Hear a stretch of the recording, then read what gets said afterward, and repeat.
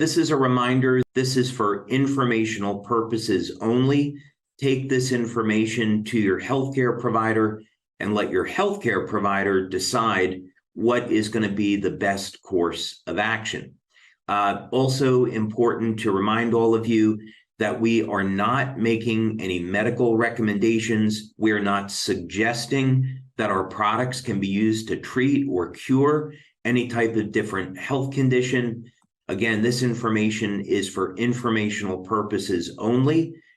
Our patch products and our aromatherapy mists are general wellness products. And I'm making sure that I'm staying hydrated because this is a long training session. So I'll take a sip here from time to time to stay hydrated. Okay, let's get into something a little bit more serious where conventional medicine would say their only solution is surgery.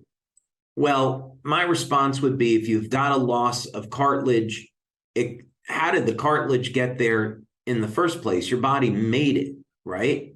So shouldn't we have a way of repairing the cartilage? What's going on here? Let's take a look at this in more depth. And today, it's irrefutable that stem cells can be used to make cartilage. That's already been proven in multiple studies. So we know that in the future, stem cell injections will be a way for people to have a non-surgical means for regrowing cartilage. But if you've got this problem, what can you do today? A good place to start with this is this a medical condition? And of course, I'm going to recommend that you talk to your doctor about this, your orthopedic surgeon or your natural healthcare provider, since I'm not a medical doctor. Is it a medical condition? So, for example, is this a serious injury from playing a sport, or is it part of the aging process? What's going on here? Well, some of the things you can talk to your doctor about is improving the stem cell activity in your body. A number of ways of doing that. For example, you already know one. Second one might be through hyperbaric oxygen. That will not reset the stem cells to a more youthful state, but what hyperbaric oxygen chambers do is increase the number of circulating stem cells. We also want to manage inflammation. If you have a reduction in cartilage, if you got a lot of knee pain from this, you definitely have chronic elevated levels of inflammation. Got to get that under control. You also need to have the correct type of protein to rebuild lost cartilage. And we'll talk about that. Using essential fatty acids is essential to the healing process, managing inflammation, getting those healthy fats, and then supplementing in a few cases. And of course, making sure you've got proper hours of sleep, 7 or 8 hours of sleep per day to give your body the time to heal. Okay, so no surprise here that X39 is going to be one of the products that you're going to use. And you're going to be placing that either behind the neck or below the belly button. It does not need to go on the knee. And as a matter of fact, it's not preferable because you want glutathione, and preferably glutathione and eon, around the knee. We have found anecdotally that people get phenomenal results using eon and glutathione at the knee. The way that you do this is you place the eon patch on the inside of the knee and the glutathione patch on the outside of the knee, so they're parallel to one another. This is going to help to reduce inflammation, restore range of motion, as well as some other benefits.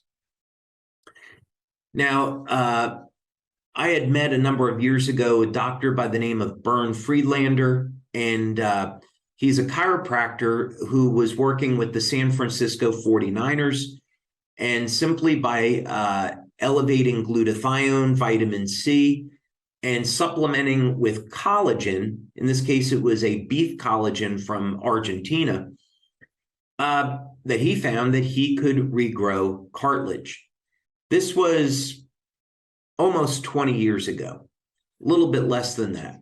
So he found through his practical experience that what orthopedic surgeons were taught, that you couldn't regrow cartilage, that it wasn't true, wasn't accurate.